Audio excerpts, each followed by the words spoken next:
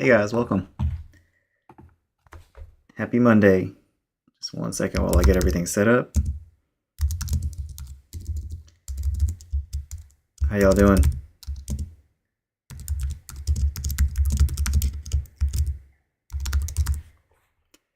Go, make sure Instagram's good. All right. Today is Monday, November 10th, and this is our Q&A for this week. My name is Alex. Feel free to type anything you want to know in the chat. I'm here to help you guys for the next half hour or so. Here we go. Put that right there on screen. I don't know if you guys can see that. I'll turn this a little bit. Can y'all see me okay? Can you hear me? Hello? All right. Let's talk about October. So we're in the second week into November now. Have you guys figured out your October numbers yet? You guys know how October went for you? Was it a good month, a bad month? Was it just an okay month? How do you guys feel about how October went? For us, I would say it was an okay month. It was nothing, it wasn't like a record month for us, but it was better than September, for sure. There you go. There's this huge delay on Instagram. YouTube's the best way to watch these Q&As, by the way. YouTube, on my YouTube channel, Alex J the Barber. That's the best way to interact. There's not as much of a delay in the chat on YouTube for some reason. But yeah. So for us, let me just throw some numbers out there. You guys have any questions, though, feel free to stop me. Type your questions in the chat. So October 2025. Let's go over my shop's numbers. Okay, so we saw, let's see, 110 new clients in one of our shops at Riverside. The Riverside location, which is our newer location, we got 110 new clients. So that was great. And we saw 564 repeat clients in October, which brings the total to 674. That's how many total clients we saw in our new location in October. At Southside, which is our more mature location, we saw 163 new clients and 798 repeat clients, bringing the total to 961. So just under 1,000 new total clients that we saw at just one of our locations in October. So that's been kind of a normal month for us the last couple months. I dialed back the marketing a bit, so the new client traffic has dropped, but our profitability has increased, so that's kind of a good trade-off there. And then we finished the month with a little over 800 members. I think we're at like 820 now, 820 people on our membership. So they're paying monthly or yearly for their haircuts. So yeah, not a bad month. Not the best month we've ever had, but not a terrible month for sure. So that's how October went for us. How did October go for you guys? How many barbers? So we have every chair full now at both locations, but I float at both. I work at both. So I want to say we have 16, maybe 15, because one of them's an apprentice, so he doesn't cut hair right now.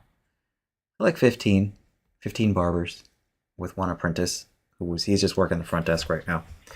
So yeah. And then let's see.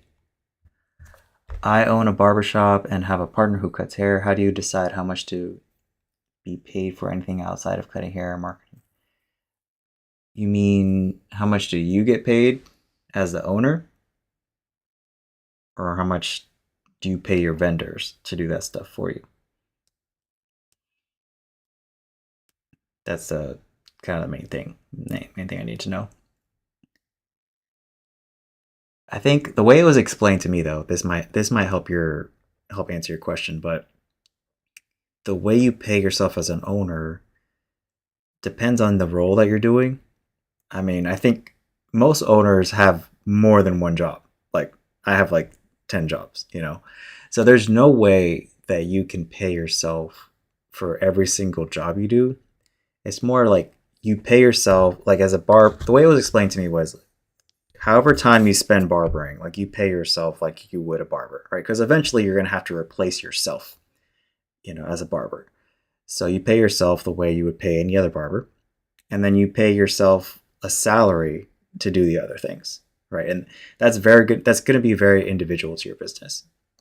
I don't necessarily know that this number is correct, but I was told that what you as the owner make should be no more than 10% of what the business makes. I think it's very individual to your business. There's probably a lot of people out there that pay themselves a lot more than 10%, and some people that pay themselves a lot less, right? I'm definitely on the side of I pay myself a lot less than 10% of what the shop makes. But I think it's going to be, it's also depends on your goals, right? If you want to grow, if you want to be aggressive, then you may want to pay yourself less, right? So that way you have more money to invest in the growth of the business. So the answer is it's totally up to you. Totally up to you how much you want to pay yourself. I think you want to maybe pay yourself the minimum, like if you're trying to grow, pay yourself the minimum that you can get away with living on, and then put everything else back into the business. So that way you can grow faster. We saw a total of 433 clients last month, and 149 were new with 3 new barbers. That's amazing. That's awesome, dude. What are you doing to get your new clients? Most of our new clients come from Google, word of mouth, and through the ads that we run. So I would say mostly through Google. Even though we spend thousands of dollars a month on Facebook ads and Instagram ads, a lot of our clients, at least this is what our website traffic says, a lot of our clients come from Google. So they're either finding us organically or they're just searching because we have good search engine optimization on our website. A lot of them just find us because we usually pop up at the top in the search results when somebody looks up Barbershop in Jacksonville. So we started a new business system marketing back in May. So the main goal right now is retention. That's a great goal. Yeah, it's a great goal. Yeah, I mean, so marketing is just the first step, right? Retention is how you build a business. Anybody can give you their marketing system, right? And anybody can promise traffic and bring clients to your door, but your business is not really going to grow unless you retain those clients that you're bringing in with the marketing. It sounds like that, right? But that's great that you're generating the traffic. Do you know what your retention is? Because that's ultimately going to tell you how fast your shop can grow. Is if you're retaining the clients that you're seeing, then your shop will grow fast.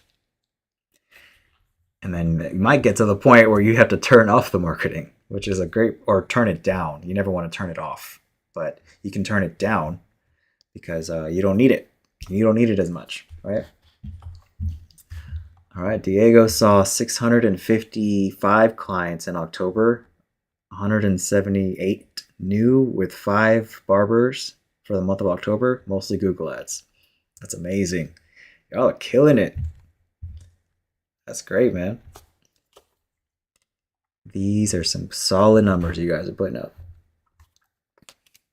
I don't know what our record was. I think we're averaging just under 300 new clients a month, but that's across 2 locations. So it's like 200 at one and like closer to 100 at the other one. It ends up being around 300 on average. But I think the most we ever saw was like around 350 or 400 new clients in 1 month. But that's nothing to brag about, right? Because if none of those clients come back, then it doesn't matter. It's not really helping to grow your business because, especially if you're running ads, I mean, you're probably not making money on that first visit unless you're charging like $100 for a haircut. So that's why retention is what's going to grow your business, right? Because you might lose money or at best break even on that first visit. But if those clients don't come back, good luck. And this is why This is why people think marketing is expensive. Like, marketing is not expensive. Marketing is only expensive if you're not retaining clients, because you spent money to get them in the door with ads, and then you probably don't make money that first visit because you're not charging $100 for a haircut. So what you really need to do is get them to come back for a second, third visit for years, right? And if you're not able to do that, then yeah, marketing is expensive. So marketing combined with solid client retention is the secret. I mean, it's not really a secret. It's just math. It's just how you grow a barbershop. You have to get people in the door and then get them to come back. The getting them back part is what I don't hear a lot of barbers talking about. Right? Marketing is exciting. Like, I get it, right? But like, I think you guys, once you get marketing going, like, keep it on, and then, because then that's going to give you the opportunity to get some people in the door to figure out like why aren't people coming back, right? Or if they are coming back, like why, right? So that way, because you're probably going to have, like, let's say you have a team of, like, we have a team of 8 barbers, right? There's always, like, on the team, there's always people that are like, there's like 2 or 3 new ones. There's 2 or 3 like OGs that have been for a while. And then there's like everybody that's in between. So after a few years, it's really cool because you get to see like what works and what doesn't. And right now we have a pretty good idea of like why certain barbers retain clients better than others. It's really not as much of a mystery anymore as we used to think. But it's also not simple. You know, I have this whole YouTube video that I'm eventually gonna get around to making, but it's about, this is the outline that I have here. I thought about making it for you guys today, but I think that this is gonna be like an hour-long video about like everything that I think helped me get to 90% client retention, because that's about what my retention usually is.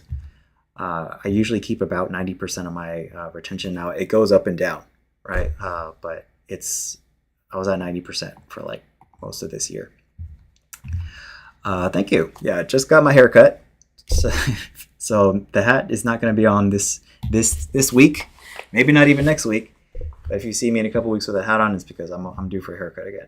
But this is the outline that I have. And this, as you can see, it's not like one thing.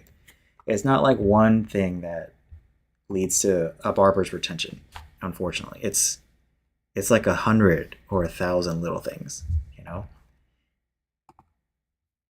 Because if it was one thing, then everybody would just do that one thing and then everybody would have high retention. But it's not like that. It's like Hormozy has this saying, it's not like one silver bullet. It's like 1,000 golden BBs.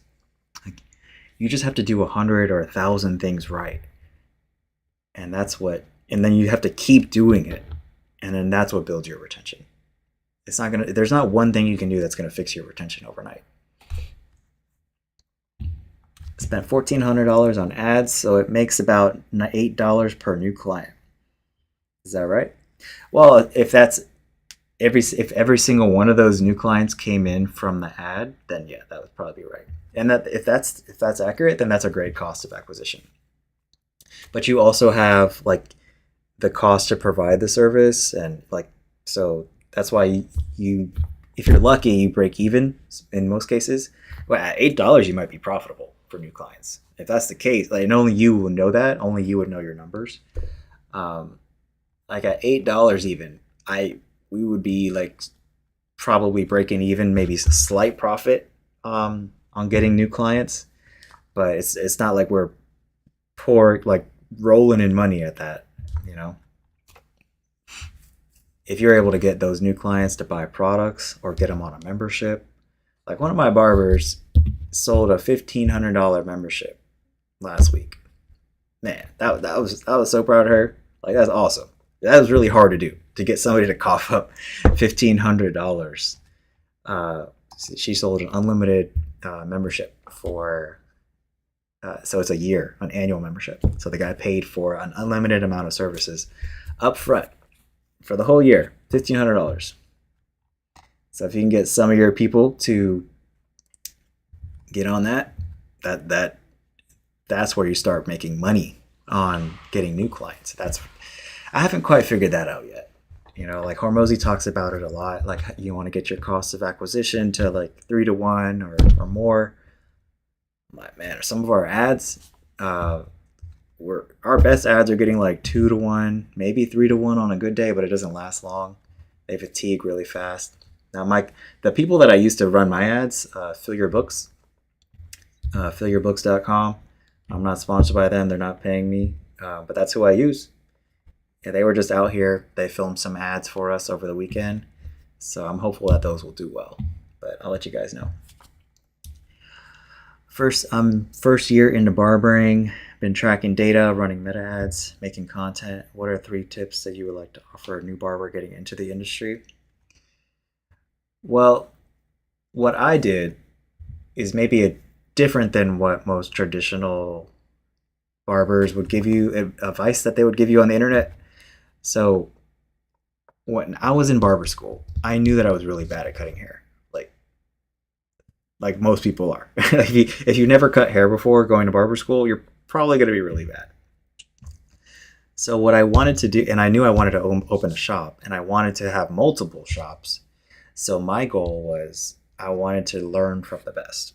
So I wanted to go work at like a Sport Clips or a big chain place that I knew that was going to teach me like how a business like that ran. So that's usually my first piece of advice to any new barber is try to find the busiest shop that you can. And that's where you start. Because and just do the math, right? Just do the math, because even if you have the cheapest booth rent in your city, right? If you're doing like 1 haircut a day, even if you're charging like $50, I mean, you would probably make more money on minimum wage working at a Sport Clips or a commission shop where they're keeping you busy and they're feeding you walk-ins and appointments all day. Because you got the booth rent, and then if you're also paying for ads, I mean, you're draining money, you know? The thing with meta ads is like you have to be able to make your money back, right? So you either have to figure out a way to get them to pay like that guy paid for a membership for a whole year up front at my shop, or you have to figure out, just be patient and realize that it's going to take you, three times of that client coming back before you finally make your money back on what it cost just to get them in the door with ads. So my first piece of advice, which a lot of people I think don't like or don't listen to or whatever, is you want to try to find a busy shop to work at, like, period. Because I just want you guys to win. I want you guys to make money, and it's just a math problem. Like, would you make more money at a chain shop, like a chain barbershop, than you would at a booth rent? If so, probably best to go there, right? And then you don't even have to worry about running meta ads or doing any marketing for yourself. And then if you insist on being independent, then you have to realize that you have to get really good at marketing. Like, you're gonna have to do it anyways, whether you plan on going independent if you're working for somebody else, or you already are independent. You're gonna have to learn these skills anyways. So that's why I think it's definitely best to start at a barbershop where you have like some guaranteed or some safety net, because then you can learn these skills and get paid while you're doing it. But you have to learn how to get people in the door. And not everybody can afford to run meta ads. So I have a course in my community. It's actually one of the shortest courses that I have. I'll share my screen real quick. If you go to the Barber Mastermind, which is free to join, by the way, and you go to the classroom, there's a course in here, Instagram DM marketing. So, super short course. This entire thing is, 15 minutes. So in 15 minutes, I go over how to find people in your area and how to message them and get them in the door. Because not everybody has money to run ads. I get that, right? But this is what I did until I got to the point where I was like, okay, this is taking a lot of time. So I'd rather just like spend money. So you can either spend time or you can spend money. But either way, like it's going to take something to get people in the door. Unless you go to a shop that's already busy, because then they already did that stuff, right? Yeah. So you can either spend money on ads to try to get clients in the door, which is what I do. But I also, like, I have a little bit of an advantage that I don't talk about a lot, which is the fact that I've been doing this for 10 years. Almost 10 years. On November 24th, we'll actually hit our 10-year anniversary as a barbershop, which I'm super proud of because most businesses don't even make it to 1 year, and we're about to hit 10. So that is actually a huge advantage. And one of the things that I think isn't talked about a lot, but like how much you can grow by just staying in the same place. Barbers like to move around a lot, and I think that every time see a barber leave my shop, regardless of how high their retention was, I'm always, well, not anymore, but like they're probably surprised how little people follow them, right? Because people don't like change. Like some people will, right? But I would say it's like you're going to probably lose 50% of your clients every time you move shops or move cities, right? Or not change your schedule, but it does any sort of change though, raise your prices, any sort of change is going to test your client's loyalty for sure. Some clients are willing to put up with more. Some you go up $1 on your prices, that's enough. They're out. They're ready. They're looking for a new barber. So I've been doing this for 10 years. We have, you guys can Google the name of my shop. We got almost 1,400 reviews on Google. You know, these things all work together, right? So running ads will absolutely help, but there's also like, I have a few other advantages in the fact that like our shop has a great reputation. We have thousands of reviews.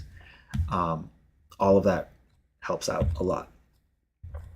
I'm in a busy shop now. That's in a third location, so they're busy. I would say my business is making like 5K a month, but booth rent is 300 a week. I'm 3 months in investing 10 a day. So $10 a day. $10 a day is a little low. So I mean, you'd have to look at maybe your ads are performing really well, but $10 a day. See, our see, what does it cost us right now? Right now, it's costing me like $30 to get one new client on Meta. So if I'm spending $10 a day, then I would get one new client every 3 days. Does that make sense? So, we spend a lot more than $10 a day. But I get that we're limited to our financial situation. But I would say either spend more or you can back it up with some other form of marketing. Like DMing people on Instagram. But $10 a day, it's better than zero for sure. You're just not going to get like packed from that overnight. But that's great though, and it's very manageable. Like $10 a day is like 300 something a month. So that's about what 1 week's of booth rent for you. So as long as you're getting your money back, that's what matters, right? It's hard to realize to be still and grow. Yeah, I mean it was for me. How do you advertise to get new barbers? Oh, great question. So I'll show you where to find the answer to this, and then I'll give you the answer. But share my screen. So there's a course in my community right here called How to Hire Barbers and Stylists. And this is like, if I open this up for you, the biggest section here, because there's a few like 6 sections on in this course. The biggest one is marketing for barbers, right? But in short, so you guys can get that course in my community if you're interested. But in short, it's basically the same way you would advertise for clients. So what do you do to get clients? You probably run ads on Google, run ads on Meta. You hand out flyers. You maybe DM them on Instagram. Why not do the same things to get barbers? You know, it's a little different because there's some restrictions about, you know, categories that you're running on Meta, for example. But there's also ways around that. Uh, so you do the base. In short, you basically do the same things. You do the same things to find barbers to work for you that you would do to get clients, and then you keep doing them. Right. One of the biggest lessons I learned, I think, this year was you will you will never have a hiring problem as a barbershop owner if you never stop looking for barbers. Even when your shop is full and every chair is occupied, you're still looking. You're still interviewing people. You still have ads running because you never know when you're going to lose somebody. Hopefully you don't, right? But it's good to have that bench, right? I call it like a talent pool where you tell these people that apply, you're like, look, thanks for applying. I don't have a spot for you right now, but the second something opens up, I'm going to call you, right?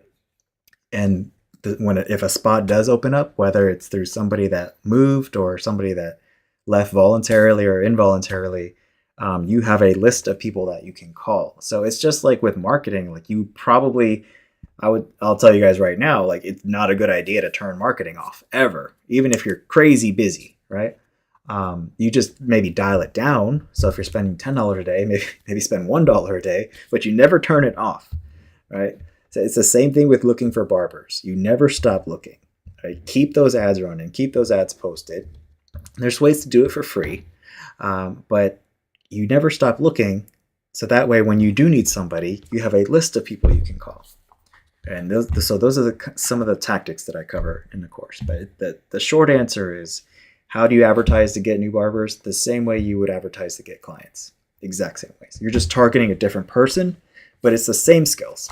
It's just a marketing skill. I've had a few that went back to the shop before I left. They came back because the service was different.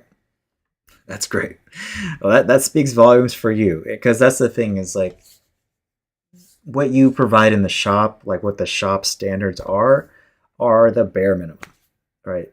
If you provide a good haircut and the right amount of time, and you include the things that the shop advertises, that's the minimum. So if you're a barber working for somebody else, if you want to have high retention, one of the keys, one of the questions that you have to answer is, well, why would they want to come back to me, specifically me, right? Because if you're just meeting the minimum standards that the shop sets, well, congrats. That'll help get you busy, I think. But what's really going to take it to the next level is why you got to answer the question of why should they come back to me? Out of all the other barbers in the shop that are all doing the same thing as me, why should they come back to me? Sounds like you answered that question. So good job. Good job, Angie. What's your thoughts on booth rent versus commission? I think that they both can work. I don't have a problem with booth rent at all. I've always been more favored to commission just because that's what I know. And I've always wanted to have, it's going to make me sound like a control freak, but I thought that control over the brand has always been like really important, because when I was growing up, I would go to barbershops to get my hair cut, and I would show up and I would have an appointment, and the guy wouldn't be there, right? Or he would be like running 2 hours late, and everybody had a different appointment booking system. Everybody charged different prices. There was no consistency in the service. So I thought that was really important for when I went to go open my shop. I wanted to be able to say like, okay, if we're open from 10 to 7, we're going to be there. If you have an appointment, when you show up, we're going to be ready for you. If we say the service comes with this, and that, and then this is what we charge for it, that's what we're going to charge you, right? So I think that a lot of people don't value that as much. But I think it's probably the main thing that clients care about is consistency. It's like the same thing every time. This is the reason I think why franchises are a thing, right? Because like Chick-fil-A and McDonald's and whatever, they don't make the best food in the world, but you just know when you go there that you know exactly what you're going to get. So I think that Chick-fil-A is a great example to follow. As much as this is different, it's a different industry. I get it, but it's just there's no downside, I think, into having consistency in your business, and I think that it's just easier with commission, right? It's just easier. So I'm much more of a, but it's also a lot harder, right? So I have a video on my YouTube channel that if you guys are curious, like if you want more on my opinion on this, I actually have a video where I talk about booth rent versus commission. I think it's this one. Booth rent versus commission that's for barbers. So if you're a barber and you're wondering the pros and cons, watch that out. Watch that. But there's another one that I made that's for barbershop owners. Let's see where it's at. It's on my YouTube channel. It's one of my more recent videos too. Let's see. Which one is it? It's memberships. It's here somewhere. Just look for booth rent versus commission on my YouTube channel, and it'll probably show up. I don't want to like waste your guys' time searching for it. You can look at it on my YouTube channel. It's on here somewhere. Oh, here it is. Booth rent versus commission. Which one's better for barbershop owners? It's on my YouTube channel. That's what the thumbnail looks like. And go check it out. Yeah, it's 43 minutes of goodness. By the way, a secret hack if you guys want to get through my videos faster, because I tend to talk kind of slow. You can always adjust the playback speed. So you can always, if you can keep up, you can adjust the speed to a little quicker if you need me to talk faster. All right. Hopefully that makes sense. Yeah, I prefer commission for sure. It gives you more as a barbershop owner to invest in the business as well. What KPI do you use to know when it's time to invest more into ads, like scaling from 10 to 30 per day? So great question. I usually run, well, 6 would be max. No more than 6, but I usually have at least 2 or 3 ads running at the same time. And then, so the ads that are bringing you the most clients at the cost that you find reasonable, like that would be the ad that I would scale up, right? So let's say you had 3 ads. Maybe you're putting $5 a day in each. You take the one that's performing the best, you put more budget into that, you kill the other ones, right? And then you create a new ad, and then you test it side by side, and then you're like, and then you see what the winner is, and then you kill the other one, right? And this is how your ads just keep getting better and better over time. It's just this is what I still do to this day. What I learned from Fill Your Books is, this is why it's good to have a little bit of a bigger budget, because you learn these things faster. But if you have a small budget, you can still do the same thing. It's just going to take you longer to get the answers, if that makes sense, right? Like, I've spent $300, $500, sometimes $1,000 a day on ads. Like you learn really quick what learns and what doesn't learn with a budget like that. So you can still learn the same lessons with a smaller budget. It's just going to take you longer because not as many people are seeing it. But what I would do probably is create like a second ad, maybe split the budget, $5 here, $5 there, and you run them side by side, and then see which one brings in more clients, and then you kill the other one. And then you just keep trying to beat it. Keep trying to get that cost lower and lower until you just can't get it any lower, right? And then when the ads are profitable, like they're bringing you clients, and maybe you're breaking even on that first visit, then I would think about scaling it up. But I wouldn't do a lot. Like I would do like another $5 a day. So go from $10 to $15 a day, see how that goes, because sometimes meta sucks. Google does this too, where you invest, you put more money into your budget, and then start showing it to people that are like just not qualified. They're like, these people will never come get their haircut by you. So there is a point where you're probably not going to want to spend more than that, because it's going to the results aren't going to be that great. Like I think when we got beyond like $300 a day in ads, it was starting to show these ads to people that were just like, why are you showing this to this group of people? I'm curious how you set up your ads too. How do you set up your ads, like targeting? Because that's important. Like if your ads aren't working well, it might be something as simple as you're just targeting the wrong people.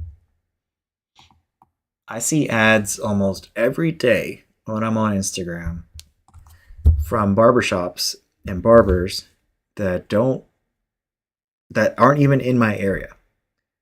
They're like on the other side of the country. It's just like, and that's a targeting. That's just a simple thing when you're creating your ad. Like, only the people like in your area need to see your ad. You know, people that are like 100 miles away or 1,000 miles away don't need to be seeing your ads. You're just wasting money. So like you need to figure out how big of a radius you want to target around your area, what age range you want to target, and yeah, we don't really go much deeper than that. You know, we don't get into demographics or anything. We just look at I just mainly look at the radius, like how big of a radius do we want to target around our shops, and then the age range. And we actually got the age range from we looked at our best clients. This is how we were able to get our ads more profitable. The first thing we did was we pulled up a list of our most profitable clients, the clients that have been coming to us the longest, that have spent the most money. And when I put it into ChatGPT, into Gemini, and I was like, what do these people have in common? And it turns out that they had a lot of things in common. One of the things that they were all within the age range of like 25 to 45. And our ads at the time were targeting people that were like 18 to 65. So they're like, all these people that don't meet our like ideal client criteria are seeing our ads. So when we shrank the targeting from 18 to basically everybody and their mother to 25 to 55 male, because like 98% of the clients on that list were male, and we shrank our radius because we can also see, because we're collecting zip codes and addresses now, we were also able to see that most people don't drive more than 6 or 7 miles to get to our shop. They were like, we went from 20 miles to 10, and now it's at 7. And that's what we're currently testing. So our radius that we use right now is 7 miles. Same for Google Ads. I'm doing the same exact thing for Google Ads, because we were doing the same thing with Google. We were just targeting the entire city. It's like, no. People that live 20 minutes away, 30 minutes away might come to you, but it's just like more likely that the people that are closer to your shop are going to come see you. Right? A lot of people put a lot of faith in that clients are going to drive far to see you. Like, this is a convenience business. Like, what a lot of barbers don't realize is that the reason that you met that client is probably because you were on their way home. You were on their way to work. You happen to be close to their office. You happen to be close to where they live. Right. Most people don't go out of their way to come get their haircut. Some do, but the majority of people, at least at our shop, aren't driving more than 6 or 7 miles to get their haircut. This is a convenience business. So you have to be convenient and target people that live close to you if you want to get new clients, because most people aren't going to go out of their way to get a haircut. As barbers, we value haircuts, and that's what we do. That's how we see our value in the world. That's how we contribute. But the rest of the world, it's just, for most of them, it's just a haircut to them. Like they just want it a little shorter, you know? And if there's a shop that opens up closer to where they live, you know, that's going to test their loyalty a bit.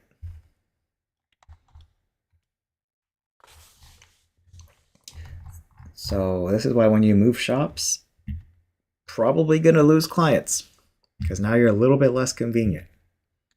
That makes sense? All right, let's see.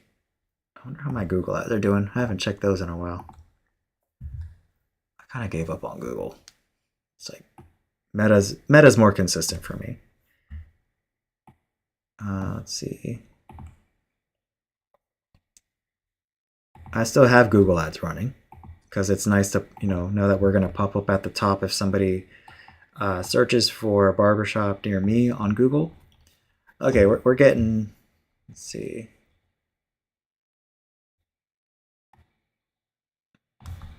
I haven't been on here in a while. I don't remember how to work this.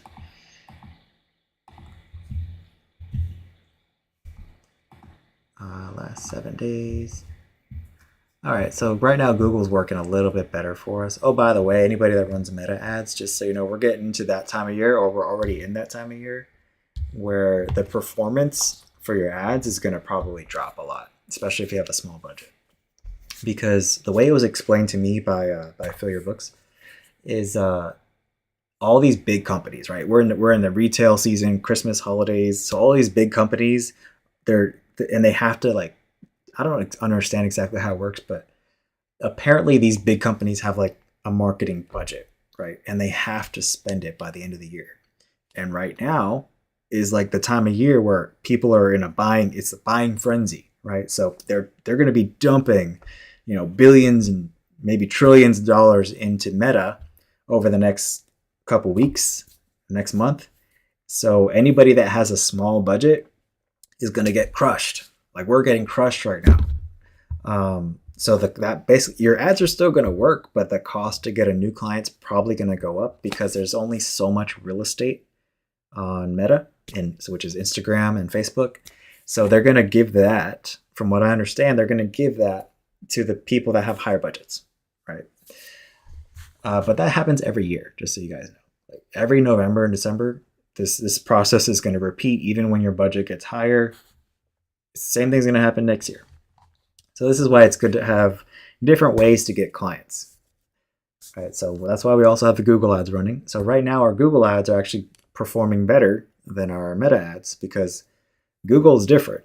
Google is intent-based. Google is, I'm searching for somebody near me right now, and you only get charged on Google when somebody clicks on it, which is cool. Or Meta, you have to pay just to show up on the screen. So it's about $24 right now for us to get a new client through Google, but my budget's really low. It's like $10 a day, just because I noticed that if I turn the budget up higher, the cost goes way up. It went to like $100 to get in one new client when I turned my budget up. So I was like, I'm just going to keep it at $10 a day, and I'm just going to focus the rest of the budget on Meta because Google is crazy.